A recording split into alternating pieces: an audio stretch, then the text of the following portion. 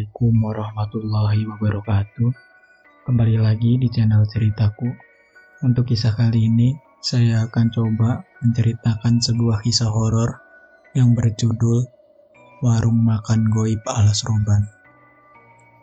Dan sebelum kita lanjut ke ceritanya, tekan dulu tombol like video ini, dan jangan lupa tekan juga tombol subscribe channel ini, dan nyalakan juga lonceng notifikasinya agar tidak ketinggalan cerita-cerita lainnya dari channel ini.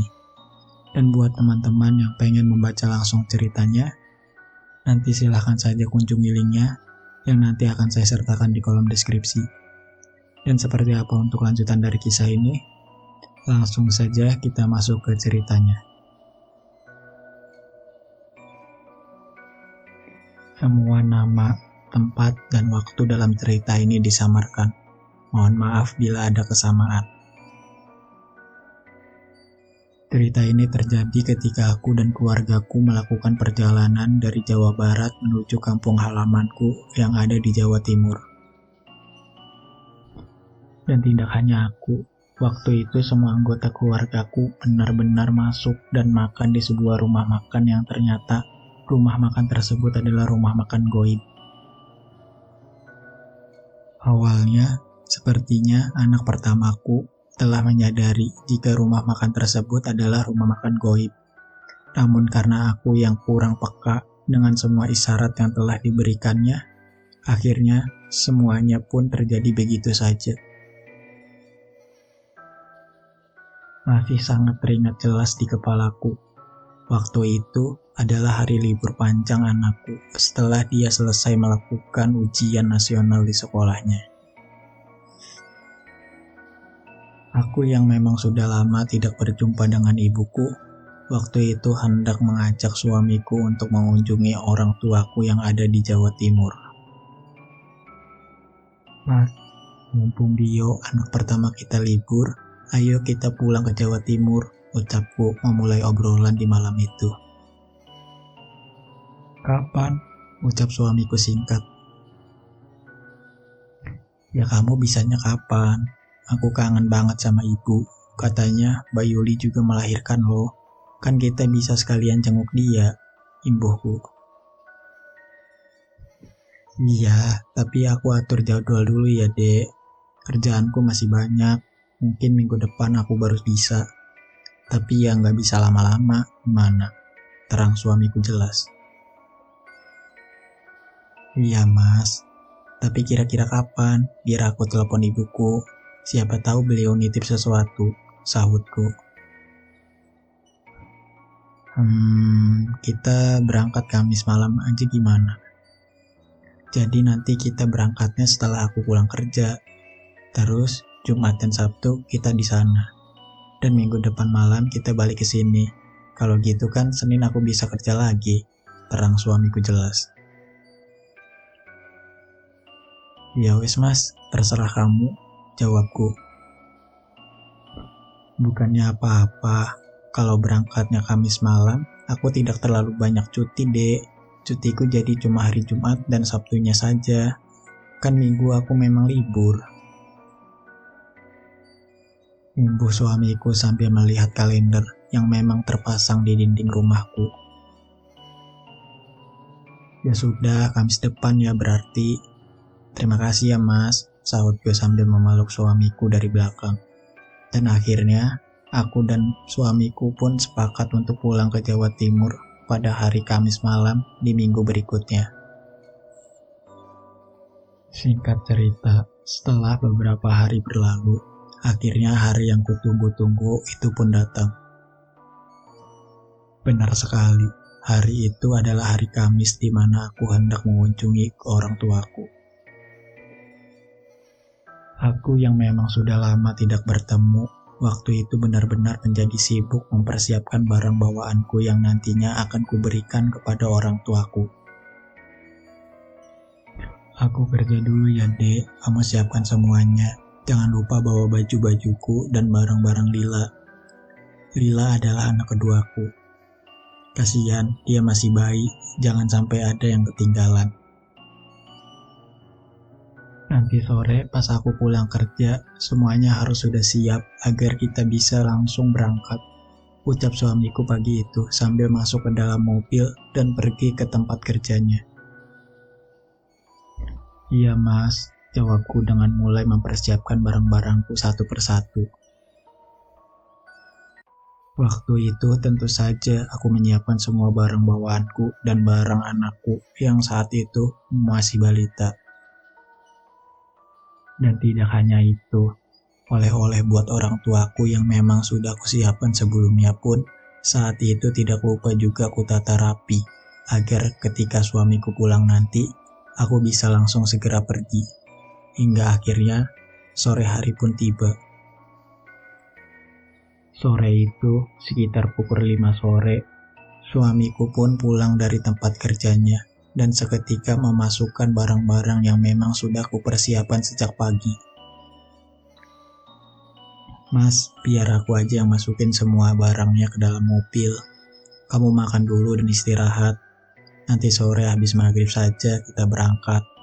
Kamu biar gak terlalu capek. Nanti kamu nyetir jauh loh, ucapku. Udah, gak apa-apa dek. Kamu urusin saja baju Lila. Mudah-mudahan dia nanti gak rewel ya dek, saut suamiku dengan terus memasukkan semua barang bawaannya satu persatu. Dan singkat cerita, setelah semua barang bawaanku sudah masuk ke dalam mobil, aku dan suamiku pun berangkat menuju rumah orang tuaku sekitar pukul 6 sore. Sepanjang perjalanan, tentu saja waktu kuhabiskan dengan mengobrol bersama suamiku. Hal itu memang sengaja kulakukan karena selain agar suamiku tidak cepat mengantuk, malam itu keadaan jalanan benar-benar sangatlah sepi, dan tanpa terasa waktu pun berlalu begitu saja. Pinggir jalanan yang awalnya masih terlihat padat dengan pemukiman penduduk, malam itu perlahan mulai sepi dan tidak adanya rumah yang terlihat berdiri. Hingga akhirnya, setelah beberapa jam kemudian, malam itu pun aku sampai di kawasan hutan yang jauh dari keramaian. Malam itu, waktu di ponselku sudah menunjukkan pukul 12:30 dini hari. Keadaan jalanan yang sepi ditambah dengan tidak ada satupun lampu yang terlihat menerangi, membuat saat-saat itu rasanya tidak akan pernah bisa kulupakan hingga saat ini. Mas, hati-hati ya, ucapku sambil melihat ke arah kanan dan kiri yang di situ yang kulihat hanyalah pepohonan rimbun yang berjejer dengan rapi. Namun untungnya, setelah beberapa saat berjalan, malam itu aku tiba-tiba melihat dari kejauhan ada sebuah cahaya kuning kecil yang ketika berjalan semakin mendekatinya. Ternyata sumber lampu redup tersebut adalah sebuah rumah makan yang sepertinya satu-satunya rumah makan yang ada di kawasan hutan tersebut. Mengetahui hal itu, suamiku yang sebelumnya terdiam, malam itu tiba-tiba mengajakku untuk mampir ke rumah makan tersebut, karena aku pun tahu suamiku sejak pulang kerja tadi masih belum makan sama sekali. Kita makan dulu ya dek, aku lapar nih, ucap suamiku tiba-tiba dengan mulai memikirkan mobilnya dan berhenti tepat di depan rumah makan tersebut. Dan setelah mobil berhenti di depan rumah makan tersebut, akhirnya aku dan keluargaku pun turun dari kendaraan dan mulai melangkahkan kaki masuk ke dalam rumah makan yang waktu itu memang ada beberapa pembeli yang terlihat duduk di kursi yang telah disediakan. Namun anehnya, waktu itu aku memang sempat sedikit bertanya-tanya karena meskipun banyak pembeli, tetapi aku sama sekali tidak melihat adanya kendaraan yang terparkir di depan rumah makan tersebut selain kendaraan suamiku. Padahal nyatanya, perlu kalian tahu, rumah makan tersebut berada di tengah hutan yang letaknya lumayan jauh dari pemukiman. Semua pembeli ini kesini naik apa ya? Kok nggak ada motor atau mobil sih? Yang ada cuma mobilku. Masa mereka kesini jalan kaki? Kan di sini nggak ada rumah, pikirku dalam hati sambil berjalan masuk ke dalam rumah makan tersebut. Namun anehnya, belum selesai aku memikirkan semua itu, tiba-tiba aku dikagetkan dengan anak pertamaku yang saat itu tiba-tiba menarik bajuku. "Ma!" teriak Dio. "Ada apa, Nak?" sahutku sambil menoleh ke arah anakku yang saat itu berdiri tepat di sampingku. "Aku nggak mau makan," ucap Dio. Mendengar hal itu, tentu saja aku pun seketika terkejut dan sedikit emosi karena waktu itu aku pun tahu jika Dio juga masih belum makan sejak dari tadi. "Loh, kok nggak mau? Sudah, kamu harus makan. Soalnya nanti nggak ada rumah makan lagi. Rumah nenek masih jauh. Jangan bandel," ucapku sambil sesekali menoleh ke arah suamiku yang saat itu masih terlihat sibuk memilih menu makanan yang memang sudah disiapkan. "Kamu makan apa, Dek?" ucap suamiku. "Ayam goreng saja, Mas." "Oh iya, nih si Dio nggak mau makan katanya," imbuhku. Mendengar ucapanku, suamiku yang sebelumnya sibuk memilih menu makanan pun waktu itu tiba-tiba berjalan menghampiri Dio dan mencoba membujuk Dio agar dia mau makan di tempat tersebut.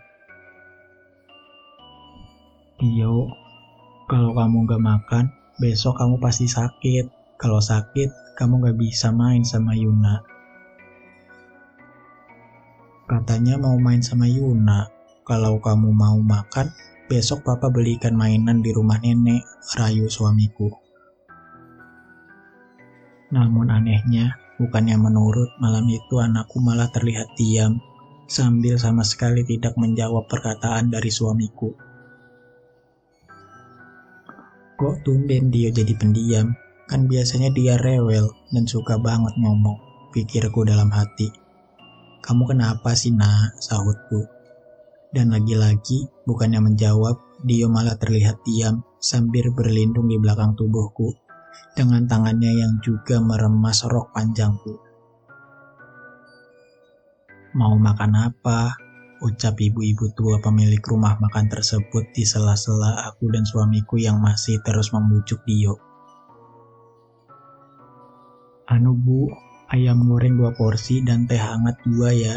Oh iya, nambah 1 porsi lagi ayamnya ya. Tapi dibungkus saja." "Sepertinya anak saya lagi gak mau makan," terang suamiku sambil mendekati ibu-ibu tua pemilik warung tersebut.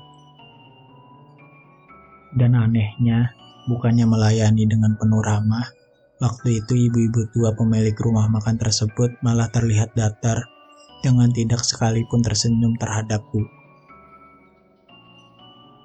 Pemilik rumah makan tersebut seorang ibu-ibu tua. Kalau saya taksir, beliau berumur 60 tahunan. Kulitnya sawo matang dengan keriput yang terdapat di seluruh wajahnya. Dan tidak hanya itu, wajah ibu-ibu tersebut benar-benar datar dan dingin. Tapi setelah ku ingat-ingat lagi, semua pembeli di rumah makan tersebut juga terlihat datar dengan tidak sekalipun mengeluarkan kata. Semuanya terlihat sibuk memakan makanannya dengan sesekali melihat ke arah bayiku yang saat itu masih tertidur lelap di gendonganku. Dan singkat cerita, setelah pesanan sudah, akhirnya aku dan suamiku pun duduk di salah satu kursi yang memang telah disediakan. Waktu itu, sembari menunggu pesananku selesai dibuatkan, tentu saja aku pun sesekali kembali melihat ke arah pembeli lain. Yang malam itu, semua pembeli tersebut benar-benar terlihat sangatlah aneh. Jadi, jangankan tertawa, berbicara saja, waktu itu tidak ada yang terlihat. Hingga akhirnya, meskipun keadaan rumah makan tergolong ramai, akan tetapi rasanya benar-benar terasa sepi dengan tidak ada satupun orang yang terdengar mengeluarkan kata untuk berbicara. Yang terdengar waktu itu hanya suara jangkrik ditambah dengan suara kipas angin yang terdengar terus-terusan berputar. Mengetahui hal itu, aku pun perlahan menarik baju suamiku sambil sedikit berbisik jika keadaan di dalam rumah makan tersebut sangatlah mencurigakan. "Mas, rumah makan ini kok aneh ya? Semuanya pada diem," bisikku. "Aneh gimana? Ya gitu dek, semua pada diem kan, ini udah malam. Mungkin mereka sudah ngantuk," jawab suamiku pelan. Dan setelah mendengar penuturan suamiku, aku pun akhirnya diam dengan memulai kembali menyelimuti bayiku yang waktu itu masih dalam keadaan tertidur lelap. Namun anehnya, belum selesai aku menyelimuti bayiku, tiba-tiba aku dikagetkan dengan suara suamiku yang terlihat terkejut sambil menangi ponselnya. "Loh dek, masa ini sudah jam 5 pagi sih?" ucap suamiku menunjukkan ponsel ke arahku. "Hah? Yang benar," sautku sambil ikut membuka ponselku. Dan setelah ponselku kuhidupkan, malam itu aku benar-benar sangatlah terkejut. Karena malam itu, waktu di ponselku benar-benar sudah menunjukkan pukul 5 pagi. "Loh kok sudah jam 5 pagi sih? Perasaan tadi masuk rumah makan ini masih tengah malam," ucapku sambil terus mengotak-ngatik ponselku. Namun anehnya, belum selesai aku kebingungan dengan semua itu, tiba-tiba ibu-ibu pemilik warung itu pun datang menghampiriku dengan membawa makanan yang memang sudah lama kami tunggu-tunggu. "Terima kasih Bu," ucapku pelan. Dan lagi-lagi, waktu itu ibu-ibu pemilik warung tersebut hanya diam dengan tidak sekalipun menjawab ucapanku. Mengetahui hal itu, aku pun mencoba tidak lagi memperdulikannya dan mulai mengajak suamiku untuk memakan makanan yang ada. "Sudah mas, jangan dipikirkan dulu, mungkin jam di ponselnya yang sudah konslet. Kamu makan dulu ya," ucapku sambil perlahan memberikan piring yang ada di depanku. "Iyalah, makan dulu ah," jawab suamiku singkat. Tapi anehnya, ketika aku makan makanan yang memang sudah kupesan, aku kembali terkejut bukan main, karena ternyata masakan yang ada di dalam rumah makan tersebut rasanya sangatlah enak luar biasa. Merasakan hal itu, aku pun terus melahap makananku dengan sesekali terheran-heran dengan semua keadaan yang ada. "Masakannya enak banget nih. Pantesan rumah makan ini ramai," pikirku dalam hati sambil mengarahkan pandanganku ke arah anak pertamaku. "Dio, makan ya nak, enak loh. Kamu kenapa jadi diem aja?" tanyaku. "Sudah dek, Dio sudah kupesankan dibungkus. Nanti di mobil suapin saja dia. Kayaknya dia capek perjalanan tadi," saut suamiku. Namun anehnya, belum selesai aku menghabiskan makananku, tiba-tiba bayi kecilku terbangun dari tidurnya dan seketika menangis begitu saja. "Oe, oe, oe."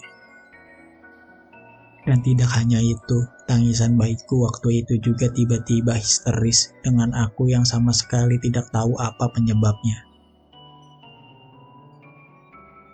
Mengetahui hal itu, tentu saja aku pun seketika menenangkannya sebisanya, sambil berdiri dan mulai menggoyang-goyangkan tubuhnya. Hingga akhirnya, setelah mengetahui semua itu, suamiku pun terlihat mempercepat memakan makanannya dan mulai mengambil bayiku dan digendongnya. "Sudah sini, biar aku yang tenangin. Kamu selesain makanannya, biar aku bawa Lila keluar dulu. Biar ku tenangkan di mobil saja. Di sini takutnya ganggu orang lain," ucap suamiku dengan seketika berdiri dan keluar dari rumah makan tersebut sambil menggendong bayiku. Dan setelah suamiku pergi, tentu saja waktu itu aku di dalam rumah makan tersebut hanya bersama Dio yang waktu itu masih saja diam dengan tetap tidak mengeluarkan sepatah kata.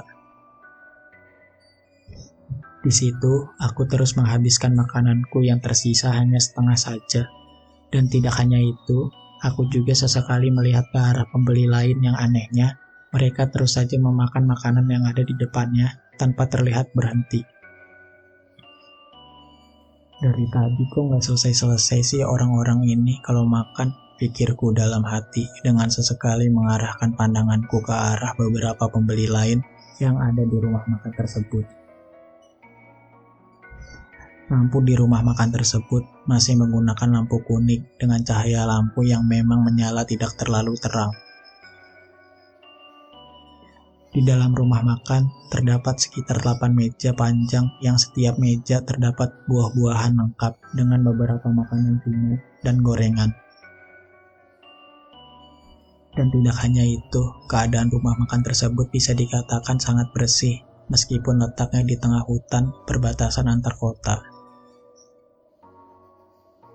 Hingga akhirnya, setelah aku memandangi bagian dalam rumah makan sambil mengunyah makananku, tiba-tiba pandanganku teralihkan dengan adanya kalender saat itu masih menunjukkan tahun 2000 yang tandanya kalender tersebut tertinggal 10 tahun yang lalu. Kalendernya kok masih tahun 2000 sih? Apa memang sengaja nggak diganti ya? Pikirku. Dan anehnya, belum selesai aku memikirkan semua itu, aku pun tiba-tiba kembali dikagetkan dengan tarikan anak pertamaku. Yang saat itu terlihat kembali menarik bajuku. "Mah, ayo pergi," rintihan aku. "Mama belum selesai makan, kok ngajak pergi?" sahutku. Dan tanpa menjawab perkataanku, tiba-tiba anakku terlihat berdiri dan pergi keluar sambil sedikit berlari, seperti anak yang sedang ketakutan. Mengetahui hal itu, aku pun mencoba bersikap biasa saja karena aku pikir dia waktu itu sedang menuju ke arah mobil yang kutahu. Di situ masih ada suamiku yang sedang menenangkan bayi kecilku. Dan singkat cerita, setelah aku selesai menghabiskan semua makananku, aku pun seketika menuju ke arah kasir rumah makan tersebut sambil kembali melihat ke arah beberapa pembeli lain yang masih saja terus memakan makanannya. Sesampainya di kasir, tentu saja aku pun menanyakan harga dari semua makanan yang sudah aku pesan sebelumnya. "Berapa semuanya, Bu?" "Lalapan ayamnya 3 ya, Bu. 2 makan di sini dan 1 dibungkus. Minumannya 2 dan kerupuknya saya tadi ambil 5 biji," ucapku jelas. 15.000, ucap ibu-ibu tersebut sikat sambil menyerahkan bungkusan ayam goreng yang memang sudah aku pesan sebelumnya tersebut. "Hah? 15.000? Apa nggak salah, Bu? Kok murah banget?" sahutku heran. Namun anehnya, bukannya menjawab, ibu-ibu tua tersebut terlihat hanya diam dengan terus menatap wajahku. Dan karena aku rasa ibu-ibu tua tersebut terlihat sangat serius, akhirnya tanpa banyak tanya lagi, aku pun langsung membayarnya dan langsung berjalan pergi meninggalkan rumah makan tersebut. "Aduh, kok aneh banget sih rumah makan ini," pikirku dalam hati sambil terus melangkah keluar. Dan sesampainya aku di luar rumah makan tersebut, aku pun seketika menghampiri suamiku yang saat itu masih berusaha menenangkan bayiku yang masih saja menangis terseduh-seduh. "Gila, kok tumben ya, Dek? Dia nangis terus loh, gak diem-diem sama sekali," ucap suamiku. "Iya ya Mas, kenapa ya?" sahutku dengan tanganku yang mengambil bayiku dari gendongan suamiku. Namun anehnya, belum selesai aku kebingungan dengan keadaan bayiku. Dia yang sebelumnya hanya diam, waktu itu tiba-tiba menangis terseduh-seduh sembari mengajak aku dan suamiku untuk segera pergi dari tempat tersebut. "Mama, Papa, ayo pergi," ucap Dio mengagetkanku. "Kenapa kamu kok menangis? Kamu sudah besar loh. Sudah kelas 6 SD, kok masih nangis?" sahut suamiku. "Ayo pergi Pak, cepetan, aku takut," rintih Dio. Dan karena kami rasa malam itu anakku sedang melihat sesuatu, akhirnya suamiku pun bergegas menjalankan mobilnya dan kami pun pergi meninggalkan rumah makan tersebut.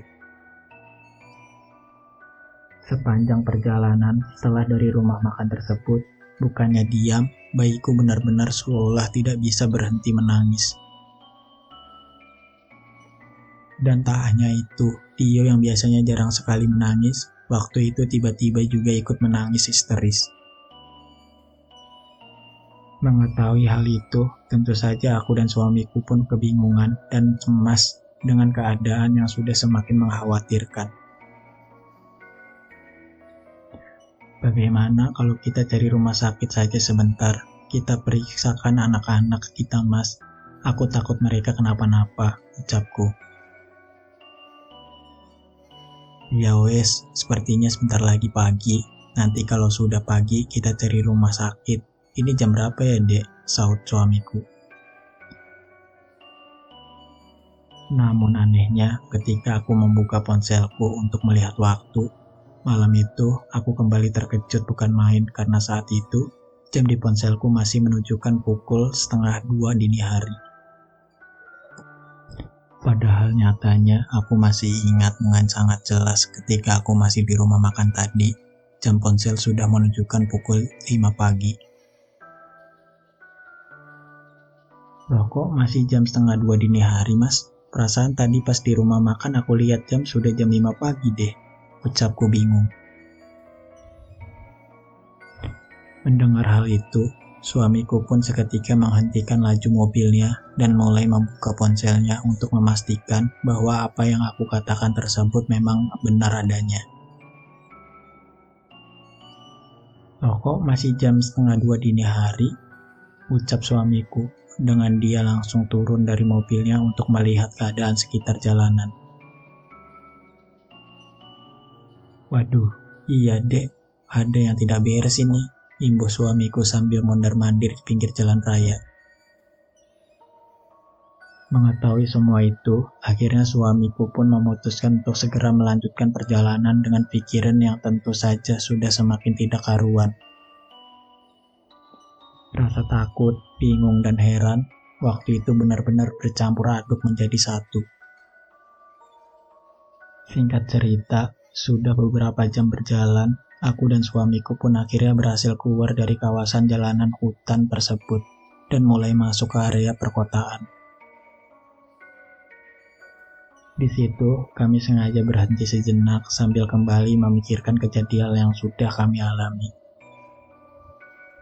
Namun sayangnya, karena kedua anakku yang masih saja tidak berhenti menangis, akhirnya kami pun memutuskan untuk mencari rumah sakit atau klinik terdekat agar kami tahu apa yang sedang dialami oleh kedua anakku. Dan akhirnya, berbekal Google Map yang ada di ponselku, sekitar pukul 7 pagi, aku pun sampai di rumah sakit kecil di pinggir jalan. Di situ tentu saja aku segera memeriksakan keadaan anakku karena aku khawatir jika terjadi sesuatu. Dan anehnya, menurut keterangan dokter, anakku waktu itu tidak mengalami sakit apapun. Bahkan dokter saat itu juga terlihat sedikit kebingungan dengan keadaan kedua anakku yang terus saja menangis histeris seolah sedang disakiti oleh seseorang. Hingga akhirnya, setelah aku menceritakan semua kejadian yang telah aku lalui semalam, Dr. Pom mulai paham dan mengatakan jika kedua anakku terkena gangguan non-medis. Di situ, aku dan suamiku pun seketika lemas dan memutuskan untuk kembali melanjutkan perjalanan menuju rumah orang tuaku agar anakku segera mendapatkan bantuan. Semua itu memang sengaja kulakukan karena aku pun juga tahu sepertinya sakit seperti ini bisa disembuhkan oleh ibuku. Dan seiring berjalannya waktu, akhirnya waktu pun menunjukkan pukul 3 sore. Aku sampai di rumah ibuku tidak dengan bahagia, namun dengan keadaan bersedih karena keadaan kedua anakku. Di situ, anakku seketika dirawat dan diobati oleh ibuku dengan obat-obatan dan doa-doa Jawa yang aku pun tidak tahu apa artinya. Keesokan harinya, setelah Dio berhasil sedikit tenang, aku pun perlahan mencoba menanyakan apa yang sebenarnya dia lihat di rumah makan semalam. Menurut Dio, di rumah makan tersebut, dia melihat banyak sekali perempuan telanjang bulat dengan rambut yang hanya sebagian. Dan tidak hanya itu, semua perempuan yang Dio lihat, semuanya sedang makan anggota tubuh manusia.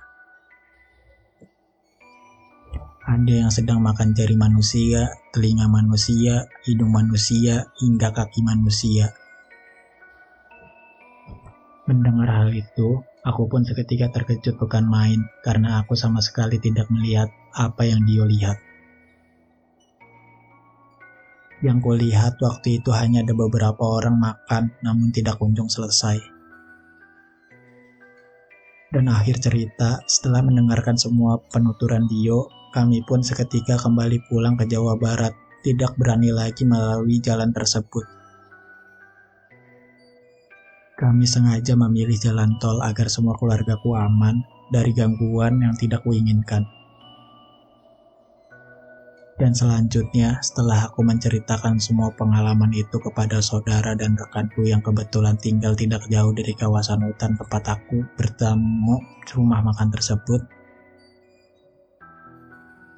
mereka semua menjelaskan jika di sepanjang kawasan tersebut sama sekali tidak ada rumah makan yang seperti aku ceritakan.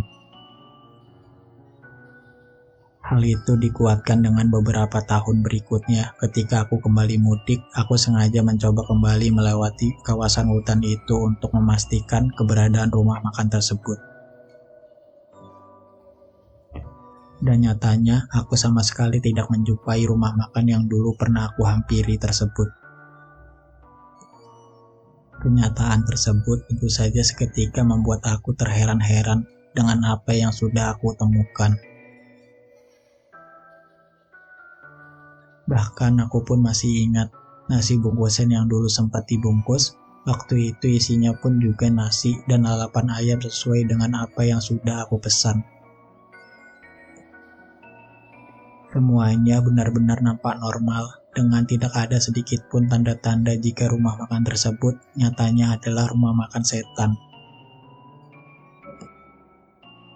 Dan akhirnya, kini pengalaman tersebut menjadi sebuah cerita tersendiri di dalam hidupku. Kini, meski Dio dan Lila sekarang sudah tumbuh dewasa, aku masih saja sering menceritakan tentang pengalaman ini kepada mereka bahwasannya kita sekeluarga pernah makan di rumah makan tak kasat mata. Oke teman-teman, sampai di sini dulu ceritanya.